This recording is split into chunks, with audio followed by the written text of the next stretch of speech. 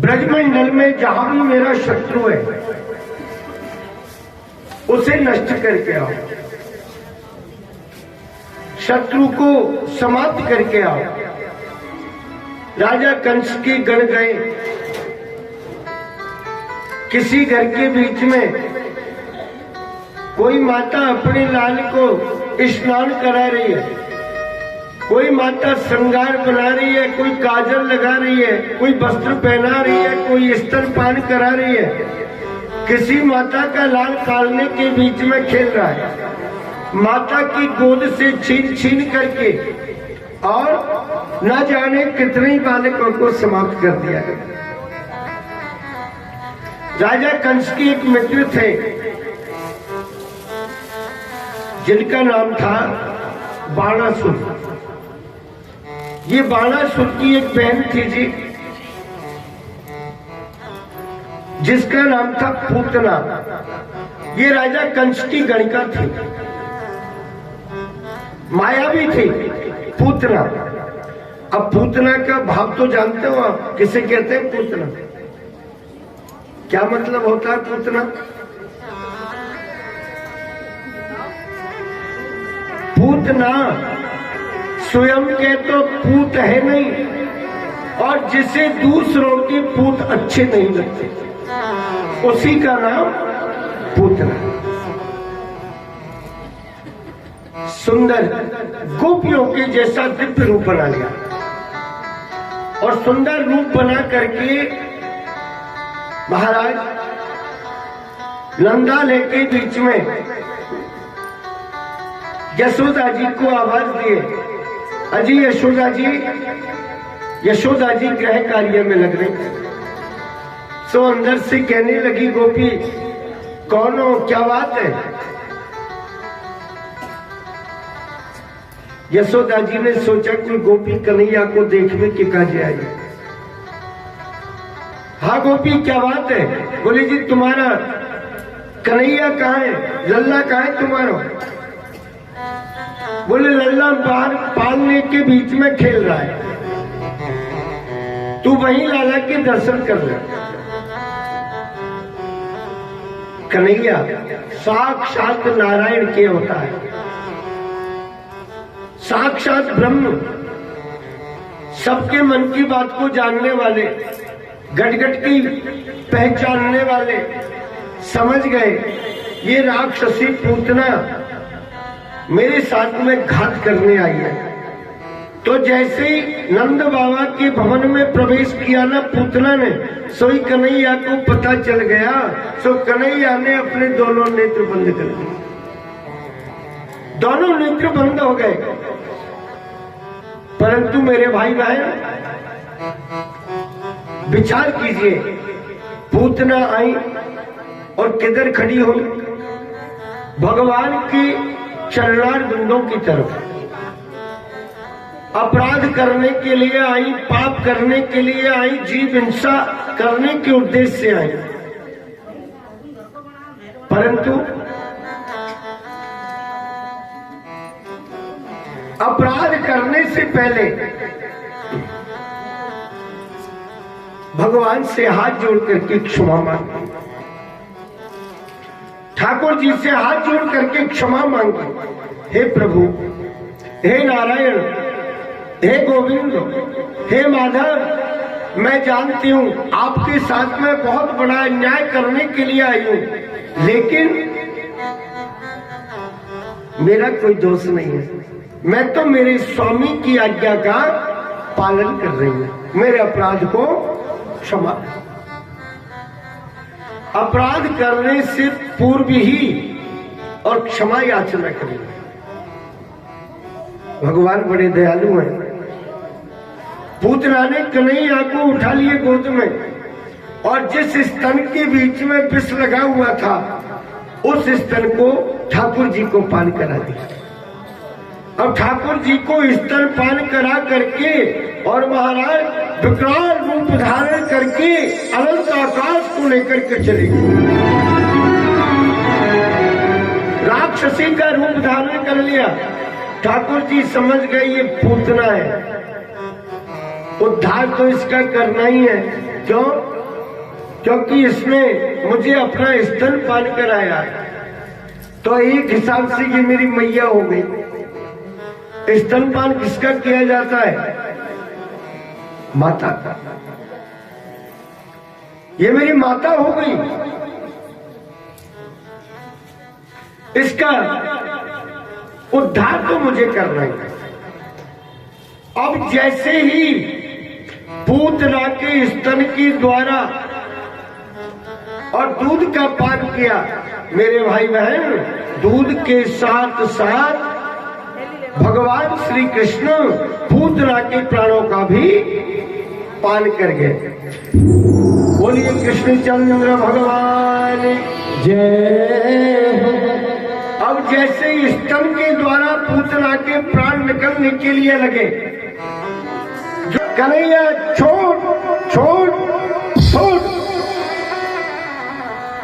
मुझता में सब मुझे छोड़ दे, मेरा हृदय फटा जा रहा है दर्द के मारे, जल्दी से छोड़। कन्हैया पूतना को कहने के लिए लगे, मौसी या तो मैं संसार के बीच में किसी को पकड़ता नहीं हूं, और अगर एक बार पकड़ लेता हूं ना तो फिर दोबारा उसे छोड़ने का मन नहीं करता।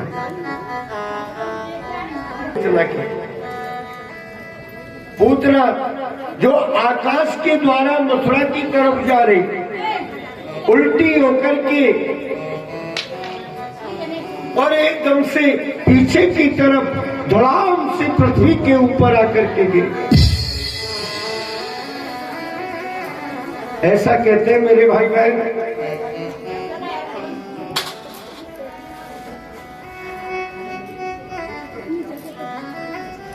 कि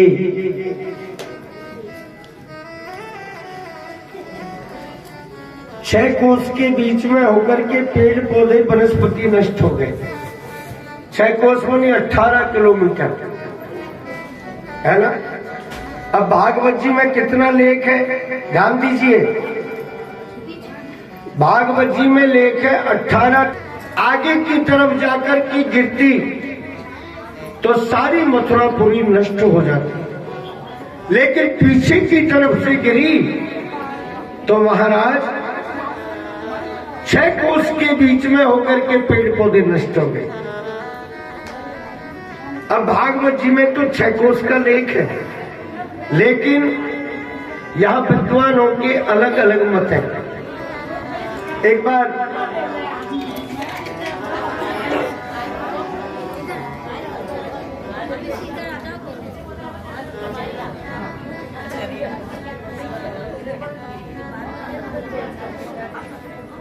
माताओं से निवेदन है, कृपया बात ना करें, है ना। सबको पता है, आप आकर के बैठ जाती है ना, सबको पता लग जाता है कौन आया है। जोर से बोलने से ये मत समझना कि सबको पता लगना चाहिए कि मैं आई हूं, ऐसे नहीं, डिस्टर्ब होता है कथा में।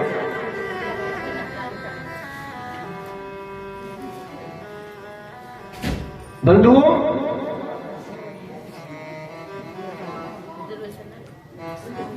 एक बार हम कथा कर रहे थे मेहंदीपुर वाले जी, ध्यान दीजिए।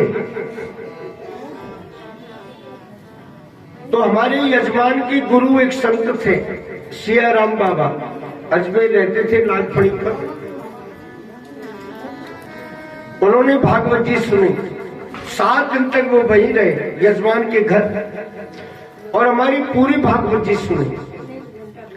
जिस दिन ये पूतना का चरित्र हुआ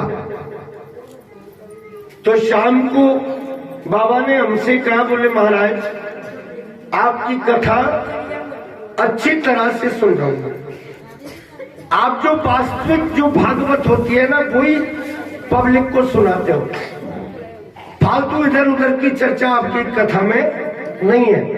तो मेरा मन बड़ा प्रसन्न है, जो ओरिजिनल बात होनी चाहिए ना वो आपकी कथा में मुझे सुनने को मिली। लेकिन एक निवेदन करूं, हमने कहा महाराज बोलो, और सारी बात आपकी अच्छी है, लेकिन एक बात बताओ। हमने कहा बाबा क्या बात? बोले आपने ये जो पूतना के शरीर का वर्णन किया, ये कितना है भागवत जी में? हमने कहा महाराज भागवत जी में 6 कोस का है, यानी 18 किलोमीटर। तो बोले महाराज चाहे भागवत जी में 18 किलोमीटर का होगा, लेकिन पूतना ने तो और भी बड़ा विकराल रूप धारण किया था। हमने कहा था जी कितना किया महाराज? बोले महाराज पूतना ने तो इतना विशाल रूप धारण किया कि पूतना का मस्तक तो पहुंच गए मथुरा में, पूतना के कान पहुंच गए कानपुर में, पूतना के हाथ पहुंच गए हाथरस में, और पूतना के पैर पहुंच गए पंपापुर। तो हमने कहा महाराज जो भागवत जी में लेख है उसे तो हम हर भागवत जी में सुनाते हैं, लेकिन आज के बाद में जहां भी हम कथा करेंगे तो साथ में ये आपकी बात भी कह दिया करेंगे। तो लोगों के, संतों के ऐसे भी विचार। मेरे भाई बहन, पूतना का उद्धार हुआ और भगवान श्री कृष्ण ने पूतना को वही गति प्रदान करी जो अपनी माता देवकी और अपनी माता यशोदा जी को कर। अब एक बात बहुत अच्छी बता रहा हूं, ध्यान से सुनिए।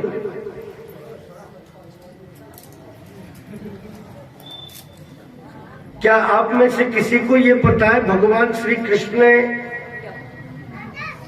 यशोदा जी का स्तनपान तो किया था, दूध पिया था माता यशोदा का, और पूतना का भी स्तनपान किया, तो वो भी माता हो गई।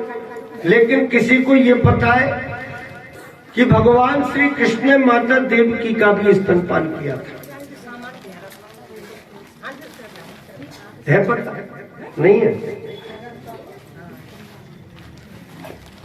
इस जगह तो ये लेख नहीं है, लेकिन श्रीमद् भागवत की 10वें स्कंद उत्तरार्ध में एक श्लोक आता है, पीत शेषम गदा भृता। जैसे गदा भृता भगवान श्री कृष्णचंद्र का जब प्राकट्य हुआ राजा कंस के कारागृह में, तो भगवान ने अपना कैसा सुंदर स्वरूप बनाया।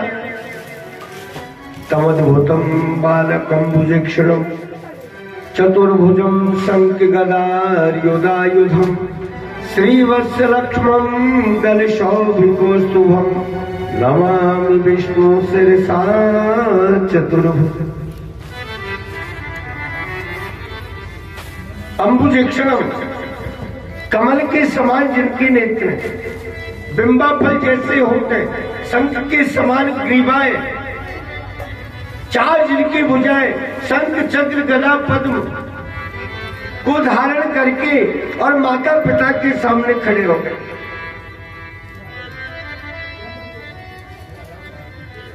महाराज, माता पिता को कहा, पूज्य पिताजी आप जब जब भी मुझे पुत्र रूप से चाहते हो ना, मैं आपका पुत्र बनकर के आता हूं।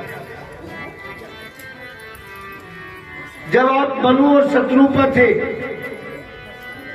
आपने मुझे पुत्र रूप से चाहा, मैं आपका पुत्र पुष्टि गर्भ बनकर के आ गया। आप बनी कश्यप अदिति, तो मैं आपका पुत्र वामन बनकर के आ गया।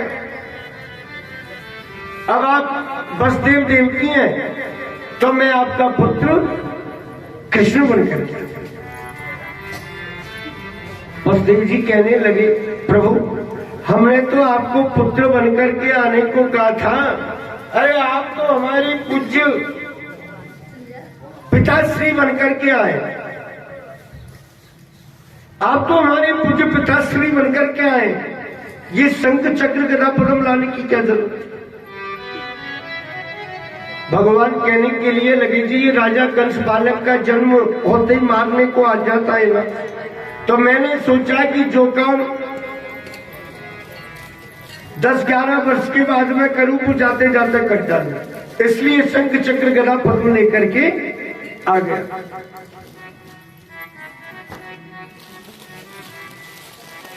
माता देवकी ने कहा, कन्हैया क्या वास्तविक रूप में तुम साक्षात नारायण हो? मां अभी मेरा विश्वास नहीं है। ना, विश्वास तो है, लेकिन मैं पूछ रही हूं क्या तुम साक्षात नारायण हो, ब्रह्म हो?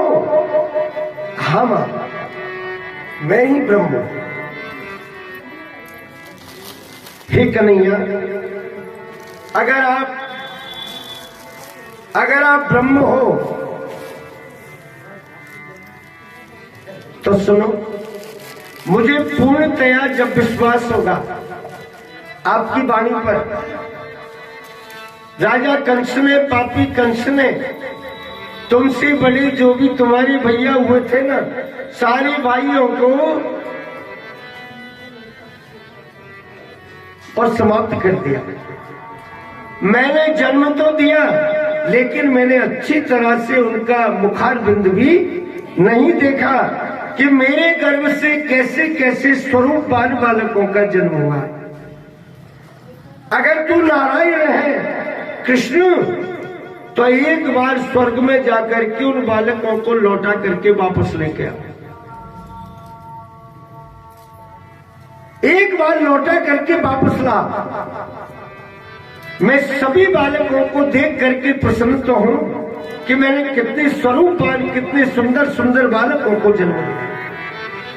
भगवान श्याम सुंदर कारागृह से, और पहले सीधे कहां गए? स्वर्ग में। और भगवान कृष्ण के पहले जो भी बालक वसुदेव देवकी के समाप्त हुए, उन सारे बालकों को क्रम से लेकर के वापस आए। अब जैसे जैसे बालक माता की गोद में आते गए, माता उन बालकों को हृदय से लगा करके